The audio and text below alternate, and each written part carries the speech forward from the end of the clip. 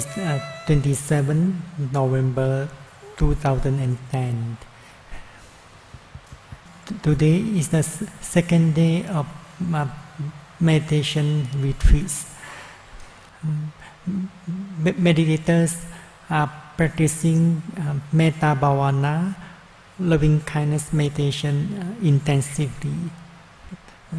When loving kindness meditators are practicing loving kindness intensively, they must know the purpose and the benefits of loving kindness.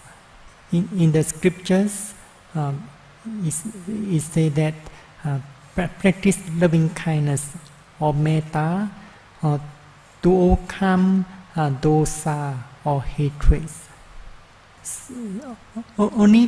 Only meditators could understand well the danger of dosa or hatred.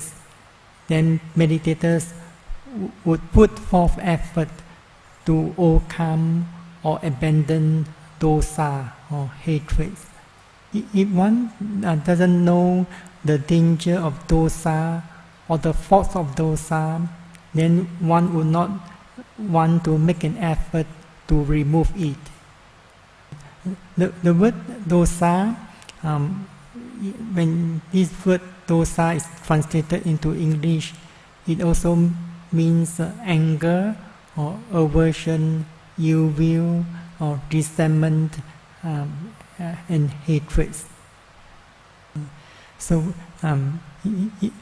loving kindness meditators have to contemplate that due to dosa or such as hatred, ill will or anger, then all the wholesome mental states will be wiped off or removed by this dosa. When there's a dosa, it's not possible for one to think of doing anything good.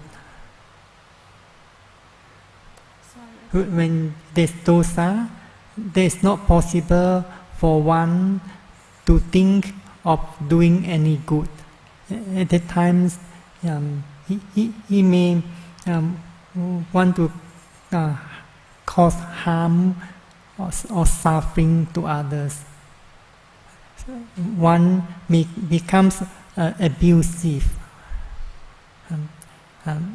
So at that time, when the mind is overpowered by dosa, then that dosa itself already causes suffering to that person or who has dosa.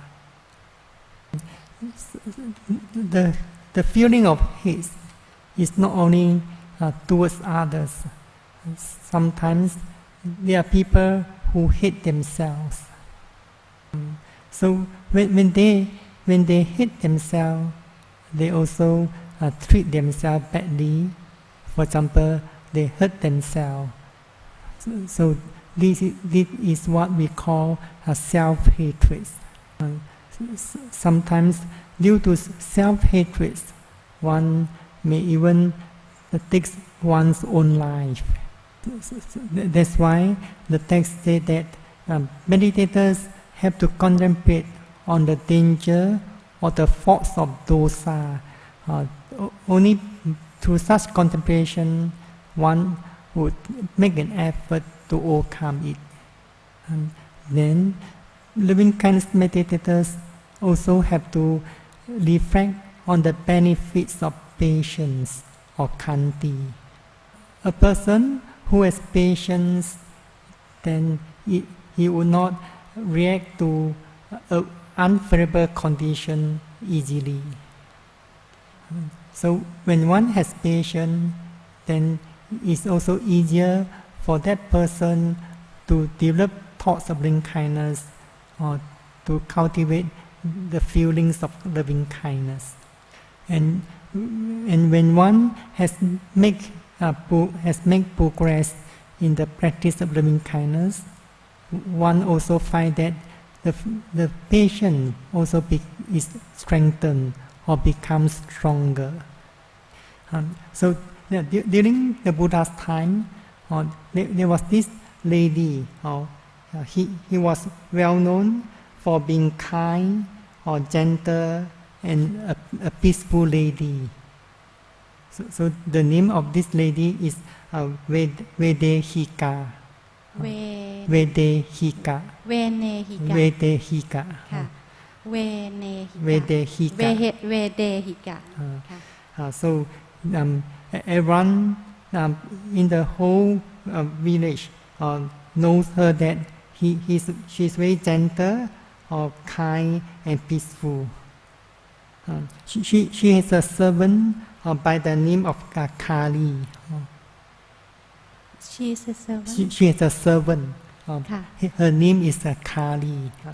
Yes. So this servant was very clever and very neat in her work.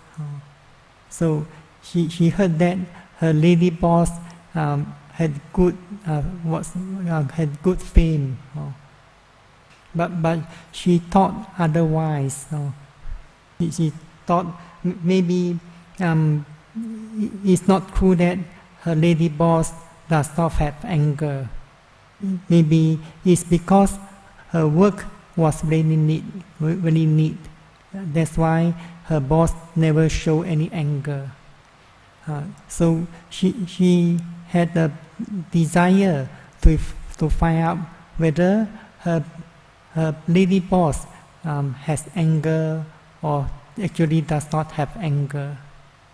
So she had this desire to test her lady boss. So the next morning, she purposely got up late.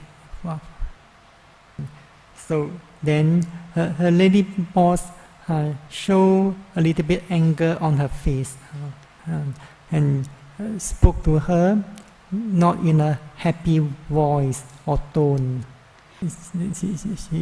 She spoke up to the Kali with a little bit unhappy tone and say, "Hey Kali."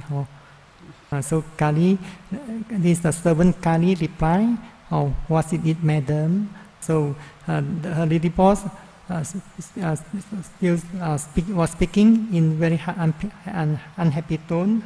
"What's the matter? You get up so late?" And Kali still answer, "Nothing is the matter, madam."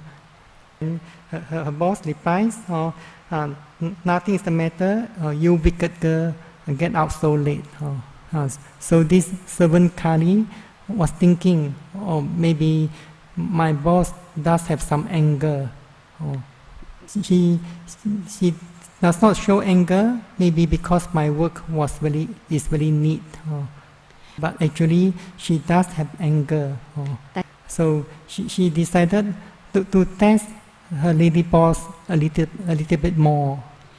So the next day, he got out even later than yesterday. So now her lady boss show more anger in her face and very more unhappy in her tone.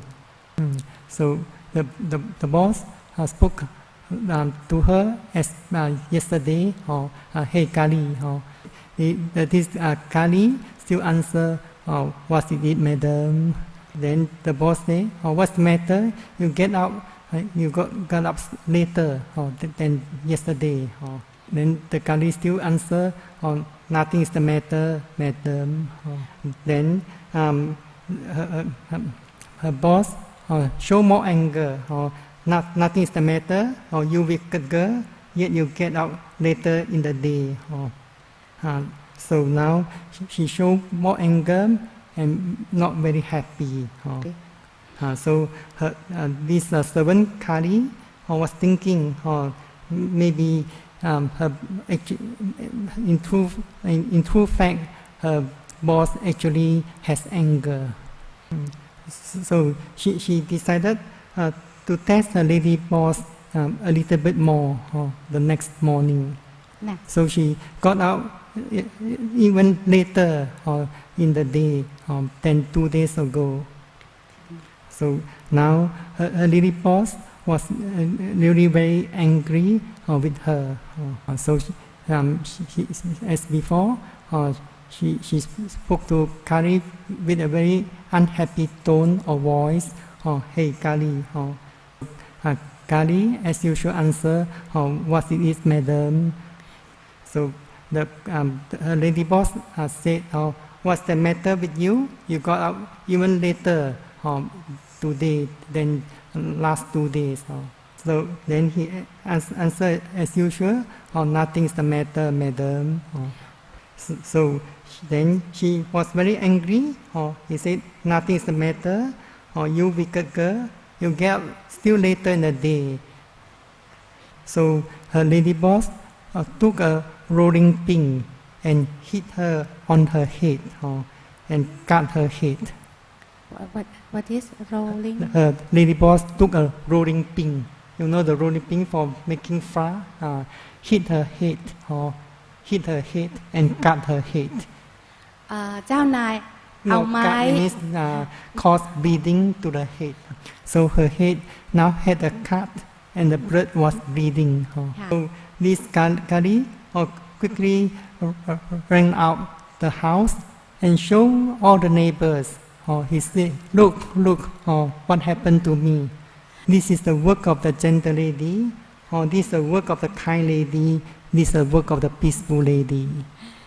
So now what happened to the fame, the good name of this lady boss?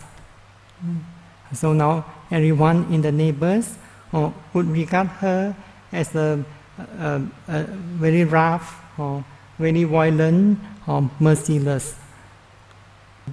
So he's no longer a kind, gentle and peaceful lady.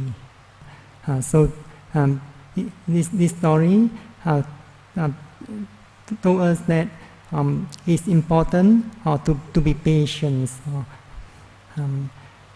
So when one has patience, one will not react to any situation that one dislike or not desire.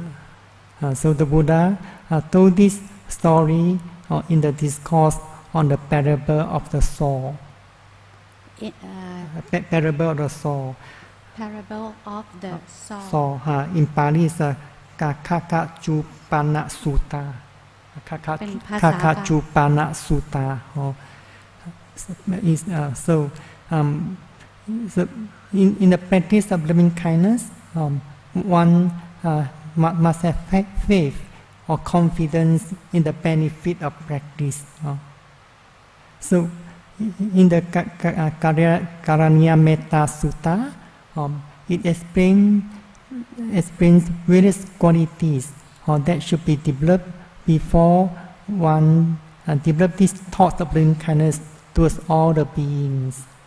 So at the beginning of the sutta, the Buddha said, Karaniya Mata Kusalena, and so on. The word Karaniya means what should be done or should be carried out for one who desires to attain calmness. So for those who desire calmness here, calmness here refers to Nibbana. So one must know what practice should be carried out. So what should be practiced? The three trainings.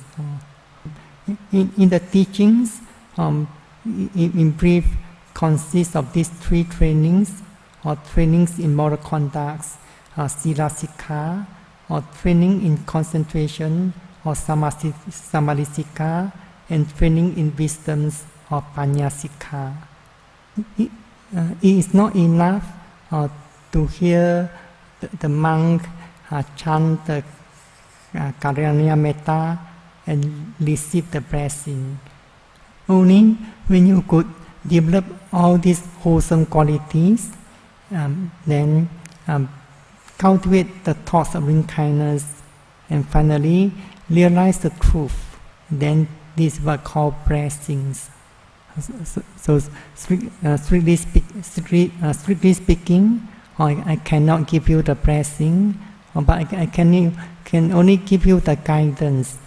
You yourself have to practice in order to receive the blessings. So that's why the Buddha explained further the 15 qualities that should be developed before one taking up the practice of loving kindness. The first quality is a sakko, in other words, one who has the ability. In other words, one who is willing to put forth doing mental work. Some people are afraid to do mental work. For example, when they are told that in this job or work you have to use a lot of mind or your brain to think, to analyze, then they may be afraid to take out such work.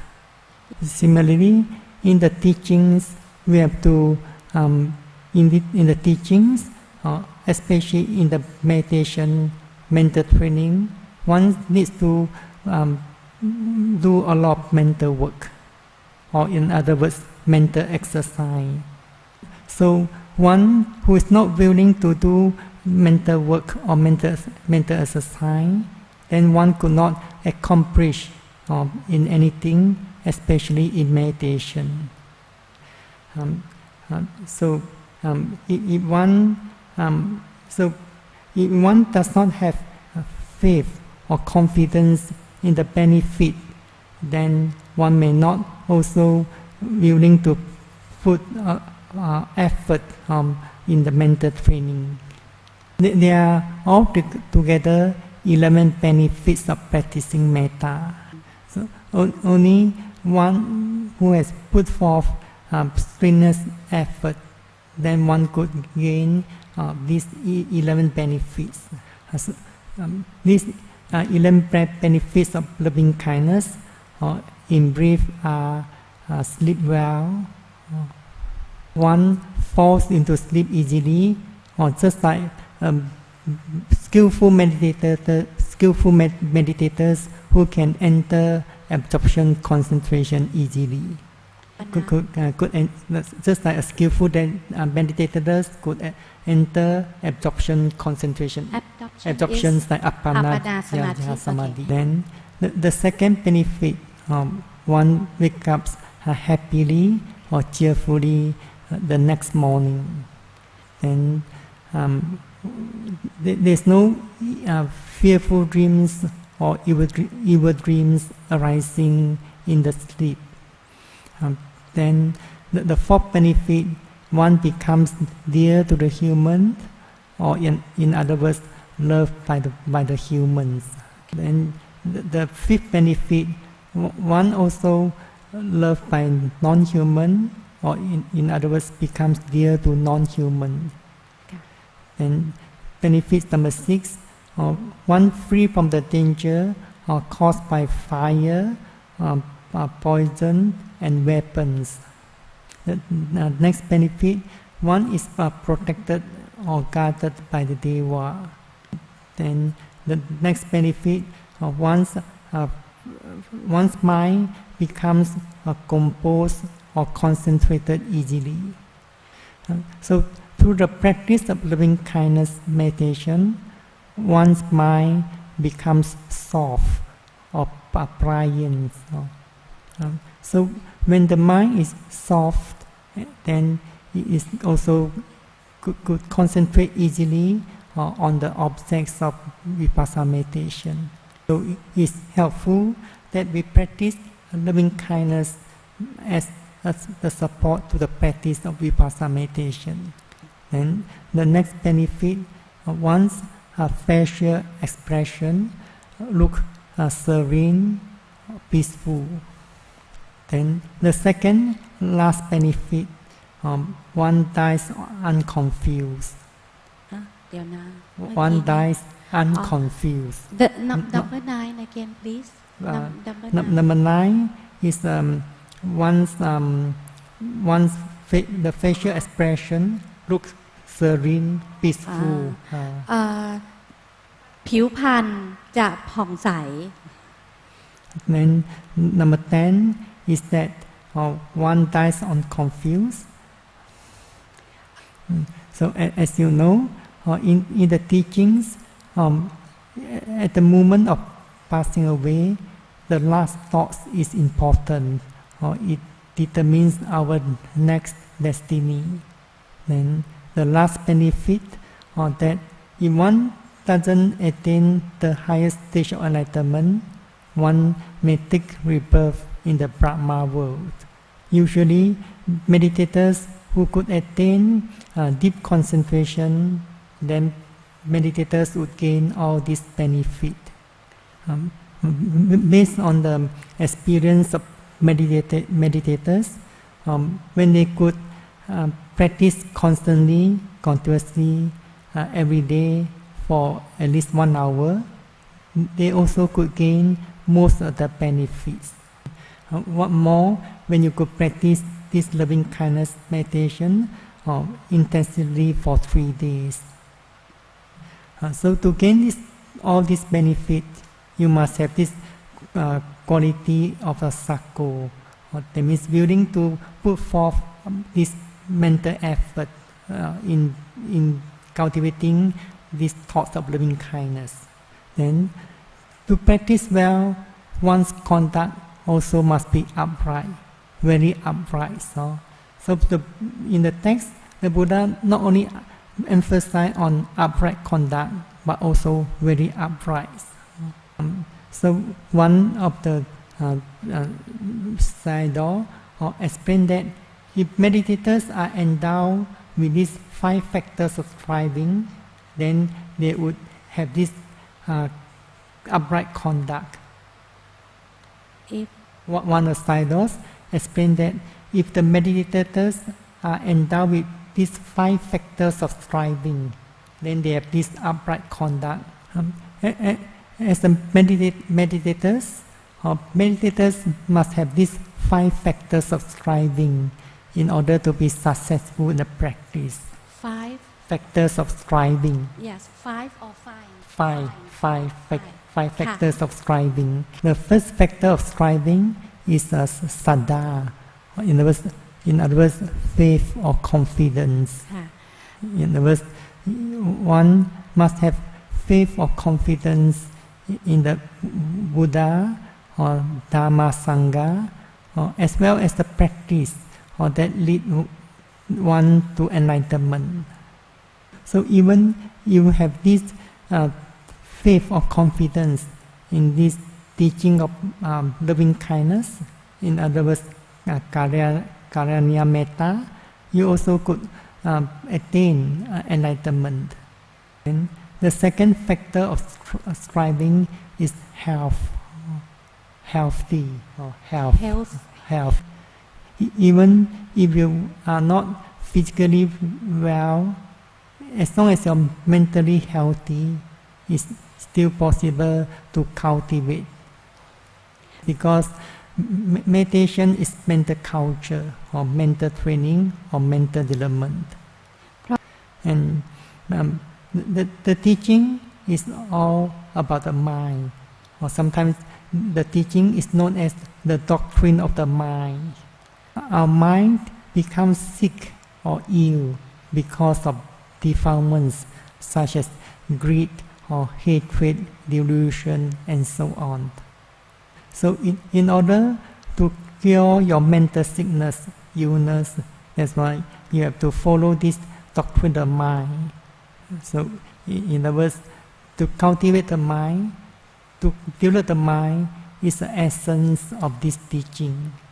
Then the third factor of striving is that one should not be a hypocrite, or in other words, pretender. if one is a hypocrite, then one is not sincere in the practice.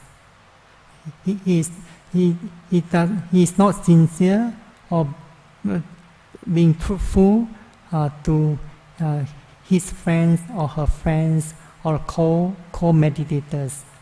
Then when one is a hypocrite, one may be also not truthful to one's teachers. In other words, when one is hypocrite, one does not report truly as truly, or in other words, truly in accordance with his practice. Then the fourth factor, one must be energetic. Then the fifth factor, subscribing, one must be wise to know the right methods of meditations. So when you have these 5 factors of striving, then you also fulfill the first factor. That means you have the ability to accomplish your training, your 3 conducts, verbal conducts, physical conducts, and mental conducts will be upright, very upright. Although this discourse was given to the big monk, but as a practitioners of loving kindness or loving kindness meditators should also follow as much as possible. Then one should also one also is happy or willing to receive admonishments or instructions from the teachers and so on. In other words, the next quality, or in Pali is known as suvacho, or the third quality, or in English translated as compliance. So when one is happy and always ready to receive instructions or admonishments, it shows that the mind is soft or pliant. So when the mind is soft and pliant, it shows that soft mind is accompanied by metta or loving kindness. So in this context, we should learn from the Samanera Rahula. Samanera Rahula. So do you know Rahula? So he was ordained as a Samanera at the age of 7 years old. And as a 7 years old Samanera, he has this quality of compliance, always willing to receive instructions from the teachers, from the seniors. Every morning when he woke up, he would take a handful of sand and throw it to the sky. Every morning when he woke up, he took a handful of sand and threw it into the sky. And she made a wish, may I be able to receive instructions or admonishments from my teachers or instructors today as much as this grain of sand. So among all the top disciples of the Buddha, he was top in receiving instructions or admonishments. So then the next quality in Pali is known as mudu. In words must be gentle. Mudu. In English is translated as the gentle. Gentle. So in other words, your speech, your actions, even your thoughts must be gentle. For example, as meditators, walking up the room, coming in the meditation hall, your actions must be soft or gentle, so that you will not create any noise or even any noise so that you will not disturb other meditators. To be successful in the practice, one also must not conceited. So mana or conceit is one of mental defilements. And ati mana means extremely conceit. และอภิมานะก็คืออติหรืออภิอติมานะอติมานะ extremely conceit. But in the Metta Sutta, the Buddha talks anati mani is the opposite of ati mana. So mana, or when one have mana, is a hindrance to the progress in mental training. If one is extremely conceit, then it's more difficult to make any progress. So one who has mana also becomes very arrogant. So that's why the Buddha talks of anati mani, so that you could make progress. Then contentment is also important in the practice of loving kindness. If one is not contented of whatever one receives, then it's difficult to cultivate the mind. When one is not contented, one always want to look for more or look for a better one. Just like some children, when they receive a gift, for example, a handphone, when they see their friends has a better handphone, they may want from their parents a better handphone. So the mind is always not happy as long as he has not received what he wants or the better one. Similarly, if one is not satisfied of what one has, one may have anxiety to look for it, to search for it. So when one has this quality of contentment, then one is easily supported by others.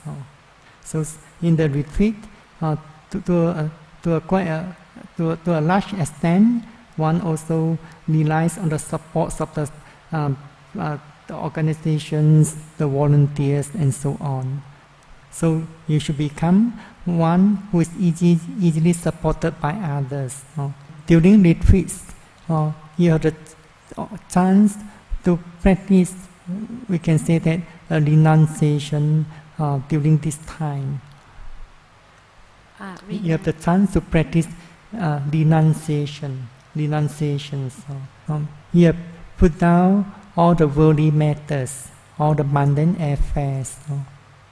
So we can say that you have very few duties. So your duty here actually is to observe the moral conduct well, or to develop concentration and then insight knowledge. If one has a lot of duties or responsibilities, then it's difficult to cultivate the mind. Then if one takes up work that is not beneficial, such as socializing or talking during retreats, then it's difficult to make progress. So now we can say that you have a very simple living. We always say simple is wisdom.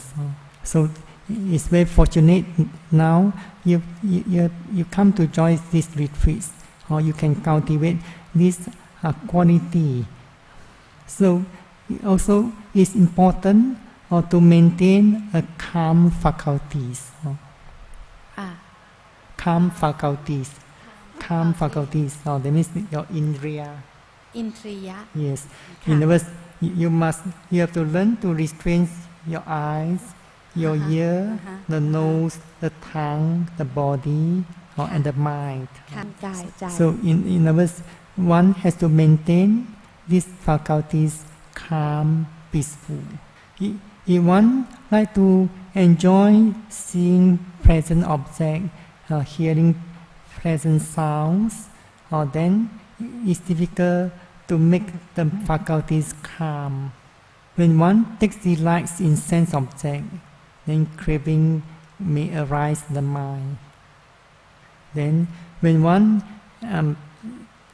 experiencing any sense object that is not agreeable, or one dislike, anger, aversion would arise. So then the faculties are not calm. อินทรีย์ก็จะไม่สงบ agitated by craving, aversion. So one must have the wisdoms to know the method correctly, the right method. Then the next quality or thoughts in this Karaniya Metta is to avoid impolite. So similarly, we should avoid impolite in speech or deeds and thoughts. For example, sometimes when we are not mindful, or when we do not put enough effort in practice, we may let the mind dwell on the thoughts of sensual pleasures. And then now you also have the opportunity to practice detachment during these retreats. Finally, the last quality, number 15, the Buddha says, let one not perform the slightest wrong. The slightest number 15. Yes. Sometimes some may think that this wrong is just a minor offense. It doesn't matter. But for one who want to achieve this higher training, one should also avoid even a very small offense or very minor of wrongdoings. So these are the virtuous conducts taught by the Buddha for one before taking up the development of loving kindness. Then the Buddha taught the way, the method, how to develop loving kindness. For example, may all beings be happy and safe, or may they have mental happiness, and so on. So this loving kindness meditation should be practiced in all the four postures of sitting, or walking, standing, reclining.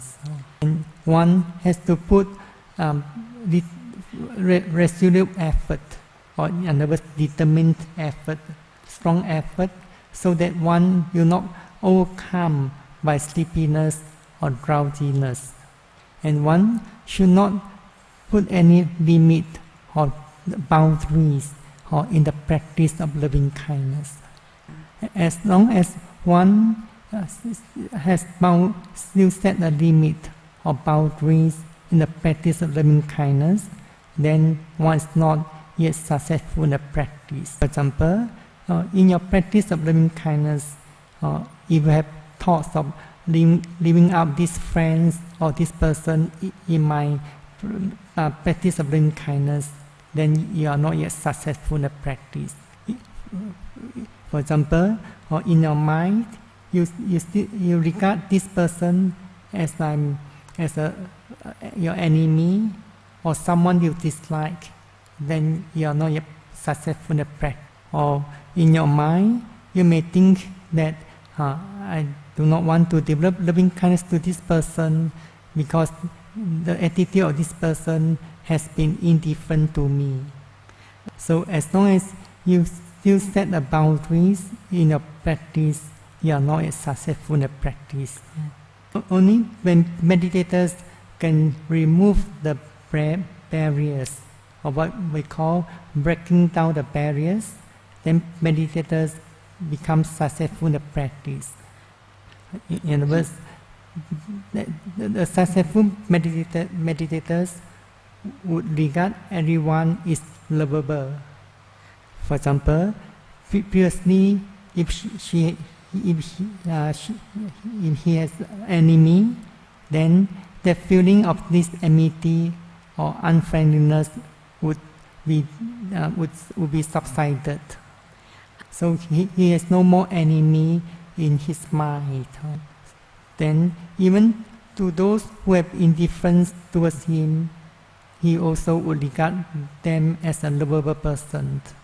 The feeling of indifference towards others will be disappear. Also in the meditators who have been successful in the practice. But in the practice of loving kindness meditation, it's not only to overcome hatred and attain deep concentrations. So when one has attained deep concentration, one also must develop insight knowledge based on that metta concentration or metta dhyana. The last stanza of the sutta, the Buddha say, not holding on to wrong views, being virtuous, possessed of insight, and uprooted the craving for sensual pleasures. Surely one will never reborn in the mother's womb again. So what does this stanza mean? You know who are the beings who will not be born in the mother's womb again.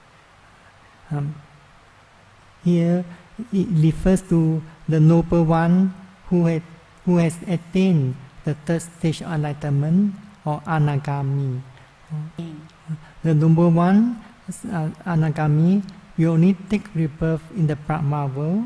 They will not born again in the sensual world. So, to be able to attain this third stage of enlightenment, one also has to attain the first stage of enlightenment and the second stage of enlightenment. Not holding on to the wrong views. So, only one who has attained the first stage of enlightenment will uproot the wrong views. ในครั้งที่หนึ่ง In the practice of loving kindness meditation, the objects are various beings, such as a person, you, or I, a group of people, and so on. So the object is beings, or a person, a group of people. It may give rise to wrong view. Wrong view that there's a person, a being exists. So that's why when metta meditators have attained deep concentration, they must know how to develop insight knowledge based on that concentrations. In other words, they should be mindful of all mental and physical phenomena as they really are. Then they may come to realize that all these mental and physical phenomena are natural processes. They could not identify all these natural processes with a person, a being, or I, or you. When they come to realize at each movement there are only these two natural processes. One is mental process, the other is physical process. There's no everlasting, he could not find any everlasting person or being or I or you. So in the way, when meditators keep on striving, then they will make progress in various stages of insight knowledge until the first path knowledge. So at that moment, this wrong view or titi will be uprooted by the first path knowledge. So the noble one who has attained the first path knowledge, his conduct will become perfect. In other words, he will never violate, for example, the 5 precepts. So in brief, in this sutta or Karanya Metta Sutta, the Buddha talks about the practice of virtuous conduct, or in other words, the development of virtuous conducts. Based on these virtuous conducts, one develop thoughts of loving kindness or attain deep concentration. Based on this metta concentration, one should develop insight knowledge until the attainment of the third stage of enlightenment. So this what should be practiced or cultivated by those who have confidence in Buddha, Dhamma, Sangha. So this what called blessings. ถือว่าเป็นมงคล So if you merely hearing the chanting of this metta and you do not practice it, you may not be able to receive the blessing. So when you could even you could follow this teaching of Metta Sutta well, you also could attain up to the third stage of enlightenment. So may all meditators striving diligently to cultivate thoughts of loving kindness and attain deep concentration, and based on this metta concentration, you could develop all the stages of insight knowledge and achieve your spiritual goal.